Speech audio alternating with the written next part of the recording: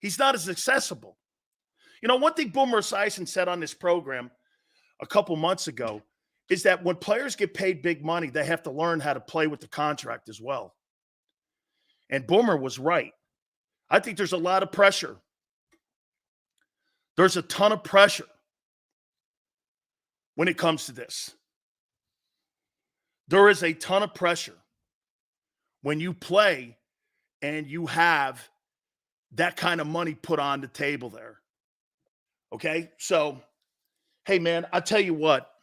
One of my favorite people on the planet, and I remember going back with Steve Sable. God, you know, one of the greatest things that I ever had was my relationship with the Sable family and NFL Films. And this goes back before I bring Jaws on, because Jaws is around all the tape that they have down there at NFL Network.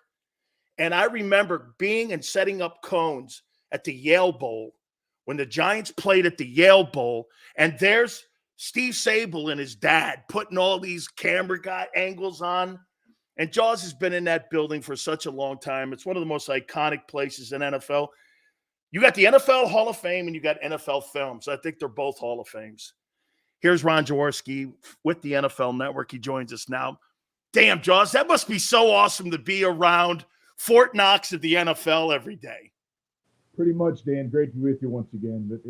NFL Films really is the heartbeat of the National Football League. And television does a magnificent job, but the close-ups, the sound, the visuals presented by NFL Films, and started with Ed and Steve Sable, now Ross Kettle, who's doing a great job of leading NFL Films. It humanizes the game. You know, we all know it's a tough, physical, nasty game to play, but it humanizes it. It brings the passion into our living rooms, into our homes, on our TV. So, 28 years having my office at NFL Films was every day, but it was an honor to go to work and be with the great people of NFL Films that make the league such a special place. Jaws, let's get into Philly and let's get into the Eagles. Your first thought when there was a possibility that Philadelphia was contemplating potentially moving on from Nick Sirianni, and obviously 8 days after or 9 days after, they decide to move forward with Nick. Were you shocked? Were you not shocked? Just give us your impressions on the overview of what you saw that whole time as they were evaluating the coaching staff. No, I was not shocked at all. I quite honestly, I wasn't even really concerned about Nick Sirianni's job. I think overall he's done a fantastic job. People remember the latest, and it wasn't the greatest, but you got to look at the full body of work of Nick Sirianni. 3 years, 34-17, a Super Bowl appearance in his second year. No question, it was a colossal collapse after a 10-1 start, going 1-6 down the stretch. But I think things needed to be addressed, and they were. I have unbelievable respect for Jeffrey Lurie. I think he's one of the most conscientious owners in the National Football League. He doesn't make knee-jerk decisions. He's thoughtful everything that he does in regards to his football team. He's a great owner. So I knew he would be thoughtful in his conversations, and I'd probably say the same about Howie Roseman. Howie Roseman has built a really good football team. Yes, there was a collapse. There's no doubt about it, and corrections need to be made, and they have been made already. The new coordinators on each side of the football and a lot of assistant coaches being dismissed as well. So I think the Eagles knew that changes needed to be made, but they weren't the head coaching position. What do you make of the new coordinators? And Jaws, before I go on with Vic Fangio, let me say this about Kellen. You know, Kellen, he did run RPOs when he was in San Diego, or excuse me, in Los Angeles with the Chargers. But when I'm thinking about him in Dallas, man, Dak's more like McNabb than he is more like Jaylen Hurts. And I'm thinking, what kind of dual threat experience does he have? Or does that matter, Ron? Do guys adapt like him, and they adapt to the talent that they have in front of them? How does that work with a guy like Kellen Moore when he's most been around drop back guys, not really dual threat guys? Well, I'm a big fan of Kellen Moore. I think wherever he's been, he's done a good job. He was a tremendous collegiate quarterback at Boise State. He knows how to play the position. He's played the position, so he has a feel for it, what it's like to be in that pocket when bodies are flying around you, the movement that it takes. And I know, Dan, I've been with you on your show a number of times. I am not. I am not a proponent of running quarterbacks. I think you should run when you have to. I do not like teams that design plays for the quarterback to run. And not that they don't help your football team, but they get hurt. And I think the most important player to keep on the field health-wise is your quarterback. And, I think we saw a little bit of decline in Jaylen Hurts because of the bumps and bruises he's had. And he hasn't been the same quarterback he was 3 years ago. None of the guys are. When you get hit in this league, you did it for a long time. You know what it's like. They don't get to the quarterback and say, oh, let's wrap him up gently and set him nice on the ground. No, that's not what you do. You want to bend the face mask, puncture your lung, break his ribs. That's how defensive players look at the quarterback. They want to hurt the quarterback. So I do not like coaches that design plays to put the quarterback in harm's way. Now, that doesn't say there aren't opportunities in the course of the game, big play time, where you have to do it. I'm okay with that. But I don't want to see my quarterback have 10 or 12 design plays and RPOs and all these things, fancy, high school Harry type plays that guys want to run. I am still a big believer in the physicality of football. The team that wins in the trenches usually wins football games. So Kellen's not going to bring a lot of the fancy running quarterback, zone reads, and all these other things and get Jalen outside the pocket and get him hurt. Jalen was not the same running quarterback he was this year that he was the previous 2 years. How about this, Ron? Do you believe then that the Eagles hired Kellen for what they think and want him to be instead of what he is? Because you know this, quarterbacks, when they get into games, they go back to their comfort zone, which is running.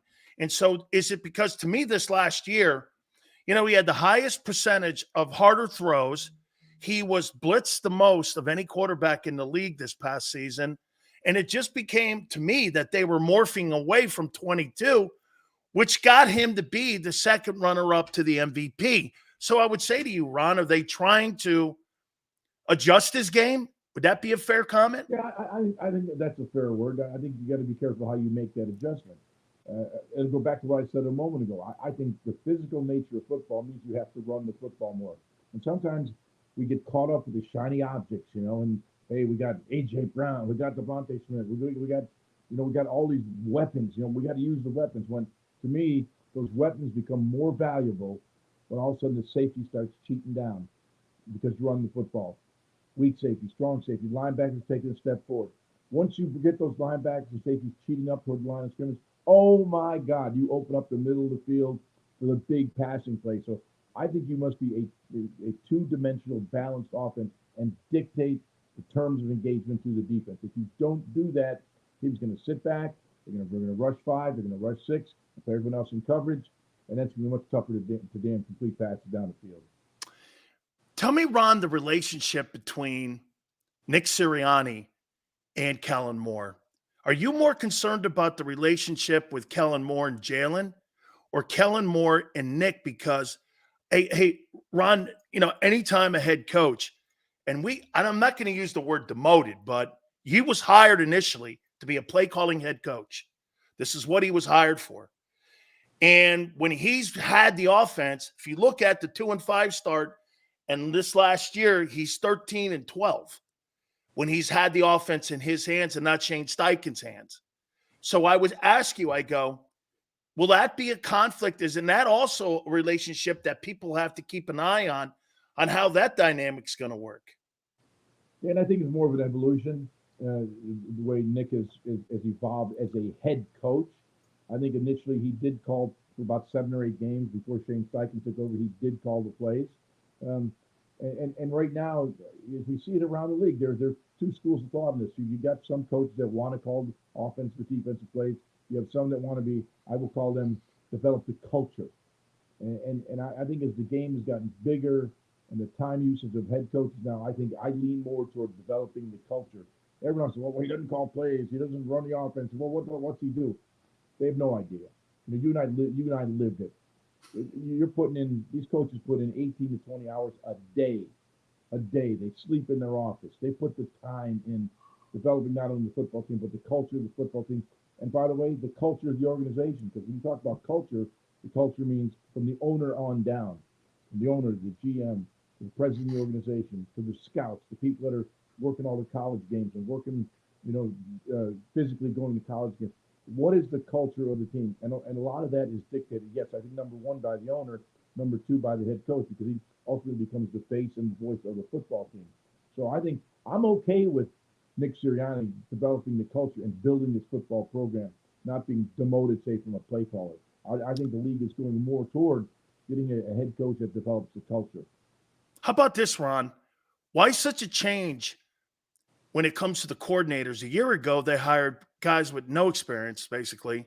And this year, all of a sudden, it's even the position coaches that you see coming in. These guys are 10-year, 20-year plus guys. I mean, maybe you got a sense of urgency. You know, and I thought about this last night, Ron. How much is that playing into February when you're late, when your coordinators get taken away from you?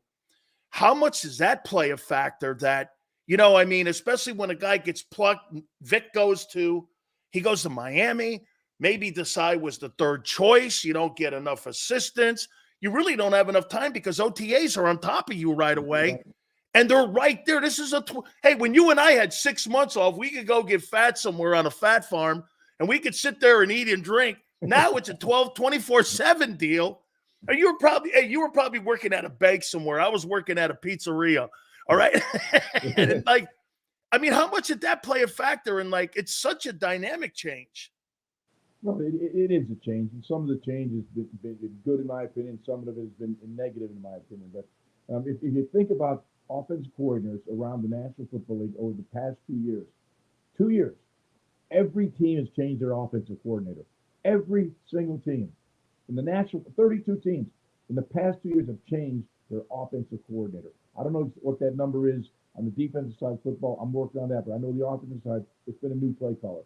So not for long, as we heard from the NFL, not for long. You better be productive or changes are made. And the game just keeps evolving. And I actually, your first question, I'll answer first. I did not like inexperienced coordinators coming on, which the Eagles did last year. I'm a big believer in the wisdom, a guy that's been through it. You know, and Brian Johnson's a great guy. I've had a great relationship with him. Sean Desai, great guy. But once you get thrown into the fire of calling NFL offense and defense, you know, if you have a little experience or no experience, it is a hard job. So I think the Eagles have learned from using inexperienced play callers to going now to more experienced play callers. Vic Fangio was one of the best defensive coordinators in all of football. You know, I don't care what anyone says about what happened in Miami. They had a pretty damn good defense in Miami with a lot of players hurt last year. I don't know what the reasons were, why there's a parting of the ways, but I know this. Vic Fangio can flat out coach. He's been in this business since the early 80s here in Philadelphia with the Stars of the USFL. He's had some of the best defenses around the National Football League. He knows how to coach. He knows how to call defenses, and his schemes are sound and simple for the players that play in them. I'll tell you what, Ron, I heard people belly aching and crying in Miami. You know what I told everyone? Good. I go, listen, man, you finally got a coach that's going to hold people accountable. Amen. And some of those guys down there don't like it. Right, Ron? Some of those guys down there don't like it. Well, guess what? I don't care, man. I want a guy in here holding people accountable. You know, if you're not bitching, coach isn't doing his job, in my opinion. Yeah, me too.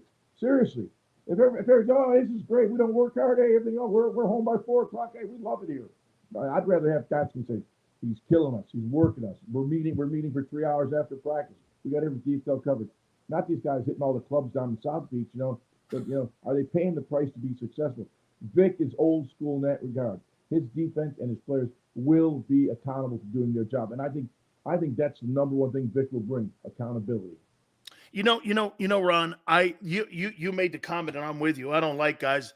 As a matter of fact, I got a problem with the guy at Buffalo, the way he runs too much, because he's going to end up like Burt Jones. This guy keeps his stuff going the way he's running up there. Now they got a running back for him, and they're helping him more, and they're morphing more into that with Joe Brady and the underneath passes. They're helping him. But when I watch Hurts this past year, here's what I look.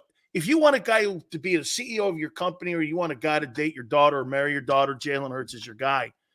Dual threat for me, I tell you, I think you get too much inconsistency.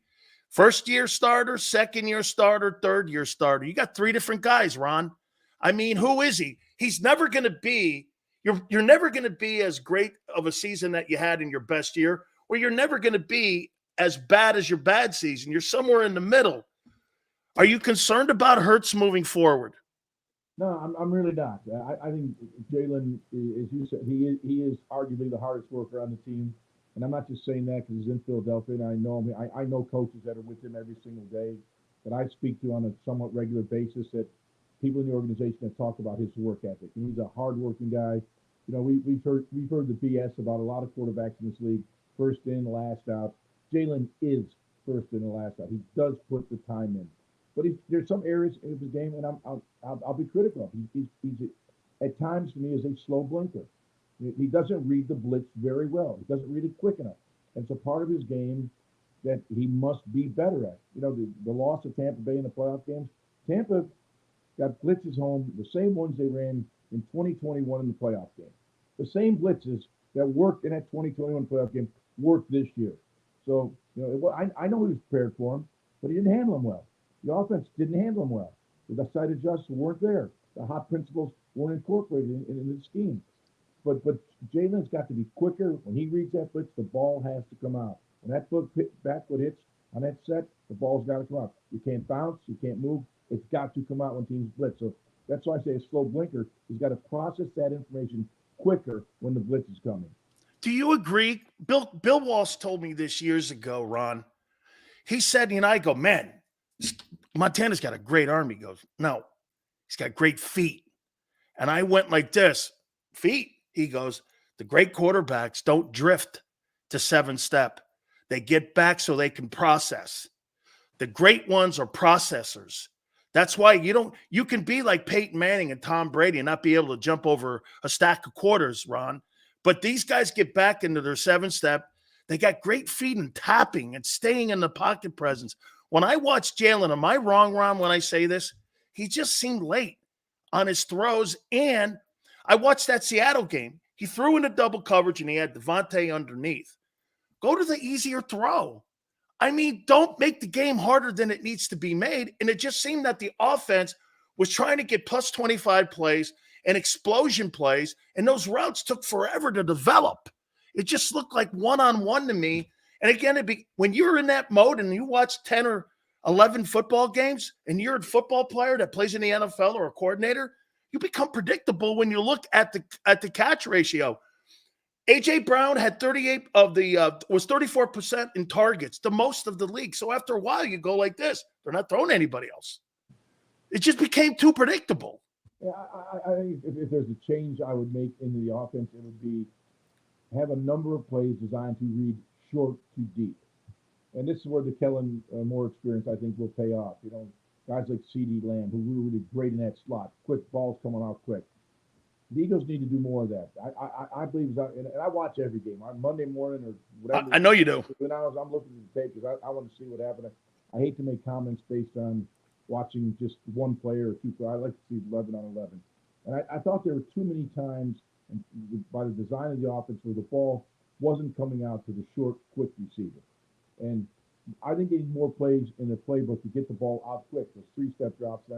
I think you need to run a little more under center as well. I'm giving you all my breakdowns of the damn offense right now. The only time he gets under center is for the tush push, you know. But I think you need to be more under center because it gives you a better opportunity to run play action passing, and you have more runs available when you're under center than when you are under shotgun. But I think Kellen will come in and put a lot more quick passing game plays into the game plan within this offense. I think that will help Jalen because he doesn't have to. Like I said, everything reads deep, safety, corner read. Well, why not read linebacker first? Why not read strong safety first? Let them dictate where the ball should go. But always have that short, quick pass to get the ball in. Now, as I said earlier, now the secondary starts cheating up, linebackers cheat up, that's when you attack down the field. Couple last questions for you here, Ron. You know, we look at the recent hires. Majority of the hires were defensive coaches. And if you look at the league, scoring was down and we didn't have a 5,000-yard passer. Even though we added a game, we didn't have that. And it just seems to me that these coordinators now are just now starting to catch up with some of these high gun offensive coordinators. Does that go in cycles, you think? And that's why we're seeing – how about this too, Ron? The bend but don't break defenses now. I don't know if you're ever going to see the Ravens or the Buccaneer type defenses of those defenses in the past because of salary cap, you have a lot of turnover in the roster. Linebacker play is not as good as it's been in the past, so the tight end is becoming more proficient. Is it just really, it's not an Eagle thing where we're looking at keep everything underneath, bend but don't break, control and contain, because that's what Fangio is. He's a control and contain guy. Is that a league thing, Ron, we're seeing more of? Yes, I think it's turning into a red zone league. I mean, between the 20s, teams are getting yards, chunks of yards, a good place. And the teams that are most productive in the red zone offensively and defensively are usually the teams that are going deep in the playoffs and the Super Bowl. It's become a red zone game to me. That's just the nature of the beast right now. Ron, what's different with Andy Reid today compared to Philly? And if it's just 15, okay, because, hey, 15 going to make you look good. I get it, Ron. That guy's going to make everybody look good, but I don't know. I mean, again, we're almost in the conversation again with Brady and Belichick. Now we're here with Reid and Mahomes, and we're having the same kind of conversation.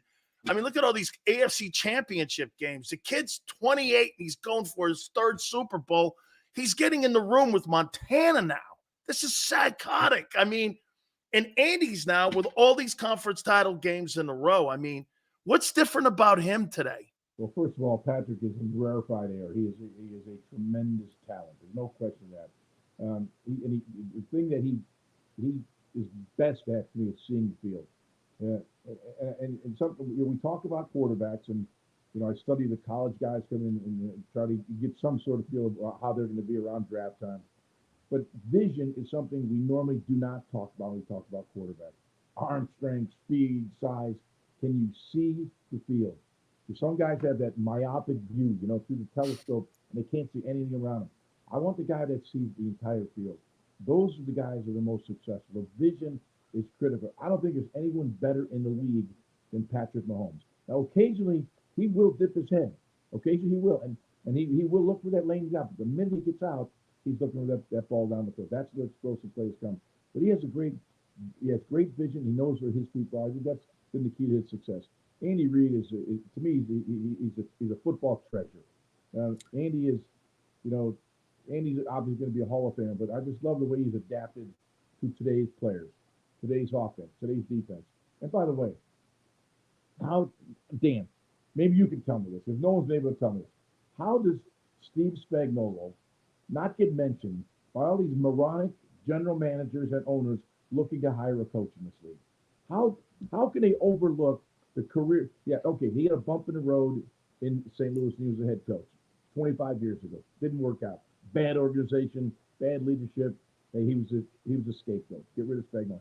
You look at the history of Steve Spagnuolo, and if you know Steve Spagnuolo, like I know a lot of people that do, and I know Steve in his days in Philadelphia, there isn't a better X's and O's football coach around than Steve Spagnuolo. We can talk about Patrick Mahomes, Andy Reid till the cows come home right now, but they're in that Super Bowl on next Sunday because of one guy. To me, Steve Spagnuolo has redefined that defense and rebuilt that defense. Where the defense now carrying the Kansas City Chiefs. Yet 8 coaching jobs are open. I don't hear Steve's name. I don't get it. I'm gonna tell you why that you see Vrabel, Carroll, and Belichick not as a head coach. The reason it's not because those guys were passed over. You have now with the analytics departments, and you have a lot of these young guys, a lot of these organizations today, Ron, in my opinion, don't want to surrender personnel control. They don't want to surrender the hiring of assistant coaches control. The thing I heard from Rich McKay, and it was $28 million that may have played a factor, but he wanted to bring Scott Pioli down with him as part of the scouting department and the Atlanta Falcon people. Arthur Blank wanted him, but he was like, and he wanted to hire Bill. But Bill was like this, I'm not in a position, I'm still getting paid money from New England here to take a job that I'm not going to have somebody drive me into an iceberg. And I think Steve Spagnuolo is in that category where, like you said, he's one of the greatest defensive coordinators. You'd put Wade may not be the greatest head coach, but Spags, look what he did with that defense. It's been remarkable. All the young players that he's implemented, it's been remarkable. I just think that he's in that tweener mode now where owners look at him and go, is he too old? Was he a good coach? He had a bump, like you said, which to me, I think coaches are better their second time when they get another job. I agree. I just think that they're going more for the younger guy because, Ron, and I don't mean this with any disrespect because I love Raheem Morris and guys like that. But at the end of the day, I just think they've got more control over the entire organization when you have a younger player or a younger coach that's in that position. Well, Reid Morris I'm glad he finally got another opportunity. He's earned that opportunity. It seems like these guys seem to get overlooked for the next rising star, whoever that may be. I just think the head coaching job in the NFL right now, it's not just the X's and O's, Oh, completely. When we talk about Nick, it's about developing that culture within the team. And it's hard to be a position coach and be, leading an organization or calling plays and leading an organization. There's so much on the plate right now. That's why I lean toward veteran, experienced guys. And you said it, the guys who knocked down a few times and grew up from those experiences, not just, hey, I got beat and you throw in the towel and you quit. You get knocked down, you get up and you fight. And there's a lot of guys, the Spagnolas, the Raheem Morrises, that have been through the battles, been knocked down, gotten up. And to me, those are the guys that deserve the opportunity, not some guy that's going to be very creative, and he'll listen to our analytics guys, or owners who want to run teams, let the coaches run the teams that hire veteran, experienced guys. To me, I'm not saying I'm right or wrong. That would be my way. No, I got one last question for you, but to follow up on that, when they hired the kid Callahan in Tennessee, I'm like, is that Bill Callahan, the old lineman? He goes, no, it's his kid. I'm like, his kid? I was like, who is that? Well, let me guess. He was a quality control coach, worked in the analytics department, and now he's a head coach. That's Good not luck. putting your time in. Good luck, Dan. Yeah. I'm with you, Ron. Last question here. Ron, this is going to be a crazy – I started the rumor in Philly of trading A.J. Brown. Now, before you think I'm crazy, I want you to listen what we just talked about with Kansas City and with Jaylen Hurts, and I'll tie it in here. Kansas City is in their second Super Bowl in a row without Tyreek Hill, and he could win his second without him. They took all those resources and the $50 million that they've paid him, put that in that side of the football, and opened up the window for Patrick Mahomes, a Super Bowl window, more because they run the ball and their defense got better. Look at Green Bay. Green Bay gets rid of Aaron Rodgers and Devontae Adams. They get all those draft choices, Ron. They built that team up. Green Bay is trending up. My point is with these big-time wideouts that you're spending this money on, or even a quarterback, would you rather build your team? San Francisco has something going on, which is the freakiest thing I've ever seen. A quarterback can win the Super Bowl making $870,000 a year. And you're paying $50 million here, $25 million here. Ron, isn't it harder to find a guy like Mahomes and the needle in the haystack than to sit there and build up the integrity of your roster and have a competent quarterback like Brock Purdy? Because Brock Purdy, to me, is maybe a little bit better version of Jimmy Garoppolo. Don't you have a better chance of building the roster up than finding Mahomes? Well, no question of that. I mean, you're not going to find many Mahomes. It's not there. There are great quarterbacks in this league, probably 5 of them. Probably 5 you can count on week in and week out. Some may stretch a little bit, but you're right there. But to answer your question about A.J. Brown, I think absolutely not. I think when you look at this Eagles team, the way that they're going to win probably the next 2 or 3 years is going to be on offense. Their defense needs a rebuild. Linebackers, safeties, corners need a rebuild. They're going to have to outscore people. And maybe I would agree just a very little bit, maybe getting more draft choices, trading A.J. Brown. They're going to take a $42 million cap hit as well. I think when I look at this Eagle team right now, the strength of their team is the offense. The offensive line is still very good. Excellent running backs, excellent wide receivers, and A.J. Brown is part of it. They're going to have to win games 35-31 to me in the next year or two. Because they're in the rebuild of the defense, the offense is going to have to carry them. And I think A.J. Brown is too critical of a piece on offense. I have to ask you one last question. Who wins the Super Bowl? Kansas City. Chiefs, 49ers. Kansas City. Kansas City. Kansas City. So this kid wins his third. No, Andy Reid's going to win. Andy Reid's winning. Not Patrick Mahomes. The Chiefs are going to win. They win it because of Andy Reid, Steve Spagnuolo, and Patrick Mahomes. Man, Ron, he's been to 5 now. He's been to 5, and Philly fired him. He's in well, and that's kind of a little bit of a misconception. I think Andy wore out his welcome, and Eagles wore out their welcome of Andy Reid.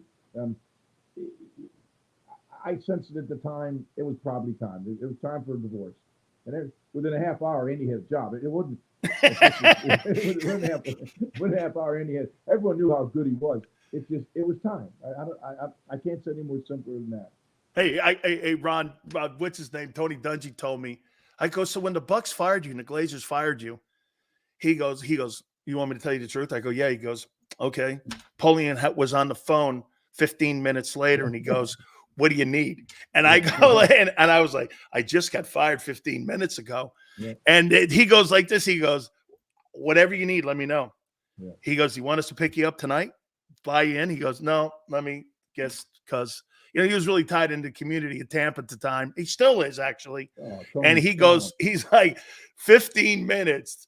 Irsay called him, and he had a job waiting for him.